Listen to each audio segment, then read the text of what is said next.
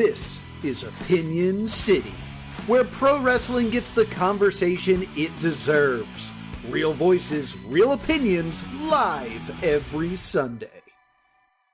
All right, now it's time. Here we go. Before he bans me, here we go. Bring it back to your super early years, if you can recall. Boy. What is your earliest memory of pro wrestling? Oh my God. My earliest memory of professional wrestling.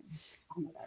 Well, as I said, obviously it's been around my family my entire life. I don't know if I remember the exact match.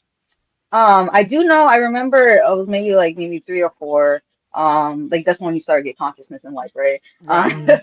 I remember my brother coming over, my older brother, half brother, he is a big wrestling fan too. He tried to pursue it as well. He's a big wrestling fan. He had on, I'm pretty sure either it was a AAA or a CMLL show. And I remember seeing all these luchadors and they're going all over the damn place and they're flipping in the air and all this stuff. And I'm just that's kind of dope. How the hell does a human can do that? And this is coming from a little old me who's having trouble freaking walking and falling on her ass. So I feel like that is one of the earliest moments, I would say, just consciously, but it's been around my entire life, so it's really hard to tell. I think you're the first person to mention a not WWE moment. Yeah. As their first memory. Yeah. Wow. We get so many people that come on here and they're like, oh yeah, the first thing I remember is, John Cena coming out with his ruthless aggression with Kurt Angle. And I'm like, I'm over here saying things like, yeah, I remember, when George Hackenschmidt invented the abdominal stretch, or it goes back. It just makes me feel so old. But that was a pretty good answer. Now, do you speak Spanish first off? I do. Yes. Okay. Because okay, all right. Because put me on the spot.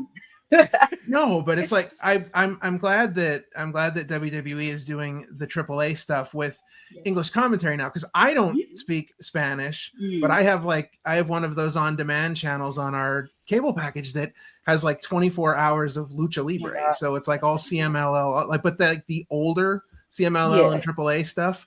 And I don't have a clue what's going on. I mean, the wrestling's great, but when they cut to promos and stuff, I'm just lost in the woods. But come on, the Spanish commentary is kind of dope. They're so chaotic for no reason. You don't have to know what they're saying. They're just yelling at every single thing. It's so cool. Right. They're literally Michael Cole on 10 types of speed. It's more than that. It's crazy.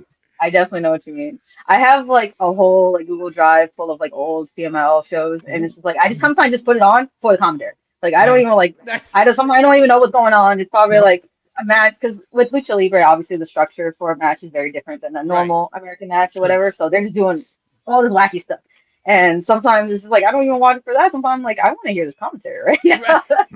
Oh, absolutely, yeah. It's crazy. So, speaking of, old memories and things, growing up in a family with wrestling, which I can't even fathom what that's like, because I don't have a family that was into wrestling at all. But, growing up with a wrestling family, was there maybe a match or a moment that happened that you decided that's what I want to do? Goodness. So with my family being such big wrestling fans, they actually were very against me wanting to be a wrestler. Oh, really? It's the funniest thing. They would be yeah, great, it's an awesome dream, whatever, that's so cool. But then when I actually started doing it, I'm maybe I don't know, man. As I'm coming, because I was because I was right out of high school. I just started college. I didn't was living on campus at that point, and I would come home frequently, whether for holidays, whatever, and then I come home and I have all these bruises on me, and they're just what in the world is freaking happening to you? And well, it's wrestling. I told you, this is what I'm, pursuing. This is what I'm doing. So I guess in their brains, they didn't really necessarily commute the two, where it's being a fan, wanting to do it, and then actually doing it. Right. But the first match that really wanted me to where I wanted to really pursue it, I don't know, I always knew I wanted to do it in some way or some form, but I knew this is not necessarily more of a wrestling thing, but more of just an on-screen presence. But when AJ Lee was starting to get more TV time and starting to get on those main event segments and whether it was the GM or whether it's like so forth.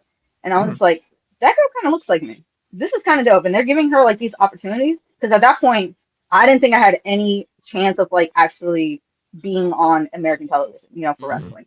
Like when I found out about the Joshi, I was like, fuck it, I'm just gonna go. Oh, sorry, I don't know if I'm. Oh yeah, go. No, you're all good. All right, I do. I was just like, screw it, I'm just gonna go like overseas. I'm gonna train with some of the best. I'm gonna go, whether it's Mexico or go to Japan or go to like Europe, wherever, Canada, wherever, just somewhere else in America, like other than America, to learn the craft because I knew that in those areas wrestling is really respected. Yeah. But then I saw AJ Lee on television, and I was just like, wait a second, this is kind of dope. She kind of looks like me. We have the same, like, ordeal going on, same upbringing almost. And I was like, maybe it's possible. Like, maybe, even though, like, it won't be in the same aspect as I would have thought because it was the Divas era, I would say, in the sense of, like, skill and, like, abilities of, like, how to, like, act. I don't want to, like, obviously, like, put negativity on it because people like what they like. And a lot of people are very inspired by the Divas era, and I will give them full credit because, hey, if it wasn't for a lot of those divas, a lot of us couldn't do what we do, Sure. But yeah, I knew that seeing her in that light really inspired me to want to do it. And then the whole woman's evolution thing kind of started. It was kind of like just exploded, with like Becky and Sasha and like Charlotte and like all this, like, Bayley. I almost forgot her. Sorry. Like that whole like explosion of like giving women opportunity and they're wrestling, as like maybe not as intense yet, but just as good as the guys, and they're bringing in like the audiences and people want to see them, and I'm just like, now this is really like a thing that could happen, I could do this, and I think it really shot off when like it's probably gonna like age me when Becky was in the main event of WrestleMania, regardless of how that match happened. That is a woman. Those are women in the main event of WrestleMania, right? The last match on the card. And in comparison to that, when that was happening, that was when I was wrestling for like I was going into nationals for my the boys wrestling team and everything. So like when I was trying to like do my best in that, Becky just freaking main event of WrestleMania. Right. So like all that intertwining in itself, I feel like all contributed in some way or form. Now, being that you've trained... That was such a long-winded question. I'm so sorry. No. That was such a long-winded answer. No, good answer.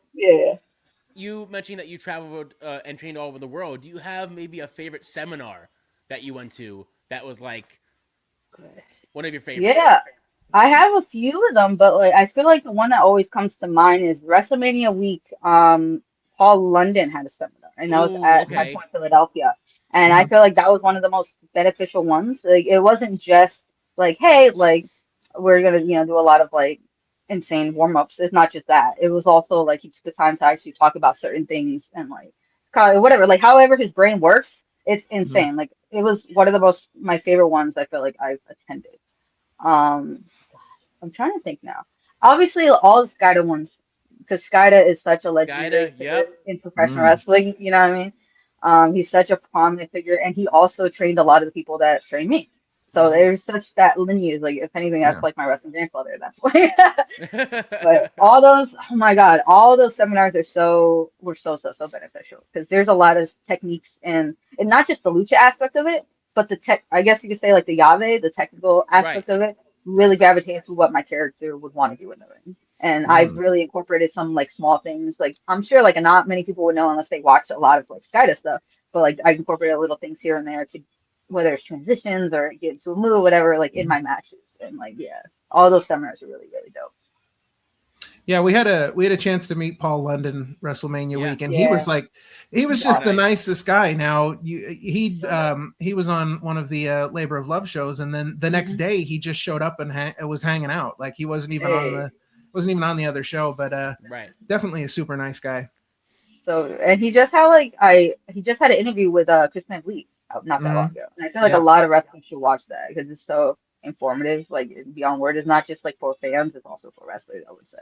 Yeah, absolutely. So you did mention Power Pro Lucha, so let's talk about that a little bit because you became their very first Prodigy Cup champion. So what does it mean to you knowing that a newer promotion like Power Pro has, trusted you to be their very first Prodigy Cup champion? without getting emotional. Oh my God, I feel like Power Pro Lucha has been such a breath of fresh air for the Northeast scene. You have no idea. And being able to be a part of it in some way or form, and such a prominent figure, has been like so. Like I've been so grateful for them. Obviously, I'm not gonna say like who's behind the the brainchild of this entire thing, Mr. Nicodemus, of course. But yeah. But the the individual behind the brainchild obviously seen me from the beginning, Right. training, busting my ass, trying to like become something in professional wrestling. Oh my God, sorry. Stop. This is not, it's not very brute of me. This is ridiculous. It's kind of ridiculous. No, you're good. Yeah, so like they seen me and they seen the struggle and how much I really wanted it. And so they knew that it was like they knew that like how much I wanted it and how passionate I was about it. They wanted to give me some type of platform in any way, shape or form. You know what I mean? Right. And I was just grateful. Even if I was just on a damn free show, I would be so grateful for them. Right. Just seeing the evolution of like so far from the first show to now, like how big they've gotten, like how not just popular, but like the amount of talent they're able to get, the amount of like the storylines and everything behind it is so unique and is something that the Northeast scene really needed right now. And like I mentioned before, it was like highlighting a lot of these talents that are not necessarily getting that like deserving spotlight. You know what I mean? Sure. Like whether it's Cheeseburger, whether it's Hot Sauce, who is now evil, and I don't know, they possessed him. They possessed Mako, goddammit. They're getting everybody. Oh my God. And also with the Prodigy Cup, and especially like whether it's the Prodigy Cup tournament that just occurred with me or the Prodigy Cup tournament is happening, there is a lot of new faces out there that is doing such great work and they're busting their ass, and like I'm really grateful that they have a whole promotion backing them up, just like they did with me.